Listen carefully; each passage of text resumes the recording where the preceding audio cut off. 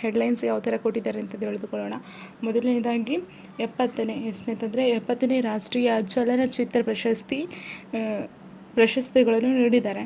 Next ಕರ್ನಾಟಕದಲ್ಲಿ ಕೆಲವೊಂದು ಅತ್ಯುತ್ತಮ ನಟ ಮತ್ತು ನೆಕ್ಸ್ಟ್ ಕನ್ನಡದ ಅತ್ಯುತ್ತಮ ಚಿತ್ರಗಳು ಆಯ್ಕೆ ಆಗಿದ್ದಾವೆ. ನೆಕ್ಸ್ಟ್ ಅತ್ಯುತ್ತಮ ಚಿತ್ರ ಯಾವುದು ಅಂತಂದರೆ ಮಲಯಾಳಂನ ಅಟ್ಟಂ ಎಂಬುದು ಅತ್ಯುತ್ತಮ ಚಿತ್ರ. ಇದು ಯಾವ ಭಾಷೆದಂದರೆ ಮಲಯಾಳಂದು. ಇದು 70ನೇ ರಾಷ್ಟ್ರೀಯ ಚಲನಚಿತ್ರ ಪ್ರಶಸ್ತಿಗೆ ಆಯ್ಕೆಯಾಗಿದೆ. ನೆಕ್ಸ್ಟ್ ಅತ್ಯುತ್ತಮ ನಟ ಅಂತ ಬರುತ್ತೆ. ಅತ್ಯುತ್ತಮ ನಟ ಪ್ರಶಸ್ತಿ ರಿಷಬ್ ಶೆಟ್ಟಿ ಅವರು ಪಡೆದುಕೊಂಡಿದ್ದಾರೆ.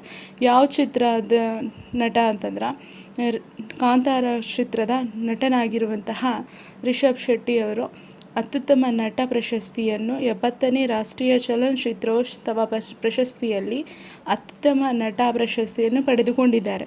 ನೆಕ್ಸ್ಟ್ ಕನ್ನಡದ